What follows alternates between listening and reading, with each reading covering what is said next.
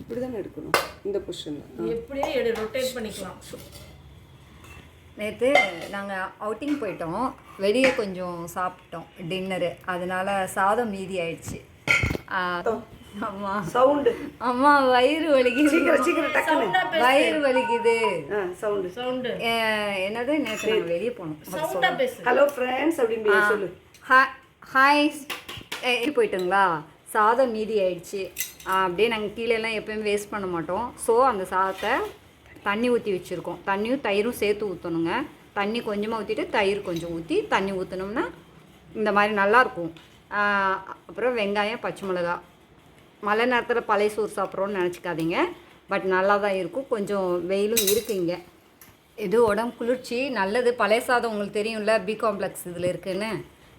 ஹேருக்கு நல்லது, எல்லாமே உங்களுக்கு தெரியும்னு நினைக்கிறேன். இதை நான் சொல்ல வேண்டியதில்லை, ஓகேவா? அது ஒரு வீடியோவாக முடிச்சிரு, இது ஒரு வீடியோ அது முடிச்சிரு. கை வச்சேன் அந்த இடத்துல, திருப்பி சொல்லு. பழைய சொல்லு. ஏய் இதை மட்டும் சொல்லு. ஃபுல் வீடியோ இல்லைல்ல, ஃபுல் வீடியோ இல்லை, லாஸ்ட்டாக சொன்னது மட்டும் தானே. உடம்புக்கு ரொம்ப நல்லது அது.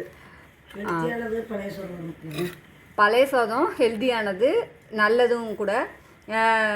என்னன்னா இதில் பி காம்ப்ளெக்ஸ் இருக்குது. அப்போது இருக்கவங்க பழைய சாதம், இந்த கம்பு சோளம் இதெல்லாம் சாப்பிட்ருக்காங்க, உங்களுக்கே தெரியும். அக்கா வந்து நாளைக்கு வந்து சோளம் கஞ்சி அந்த இதெல்லாம் எப்படி பண்ணுறது, கேப்பை எப்படி பண்ணுறதுன்னு வீடியோஸ் அப்லோட் பண்ணுவாங்க. இது ரொம்ப நல்லதுங்க. சும்மா காம்பினேஷனுக்காக ஆனியன் வச்சுருக்கோம். இன்னும் வேறு பொரியல்லாம் பண்ணி சாப்பிட்டுக்கலாம். பக்கத்தில் தான், ஐயோ எப்படி சொல்கிறது, பக்கத்தில் தான் சிஸ்டர் வீடு இருக்குது. பக்கத்தில் தான் சிஸ்டர் வீடு இருக்குது. இதில் தான் சிஸ்டர் வீடு இருக்குது.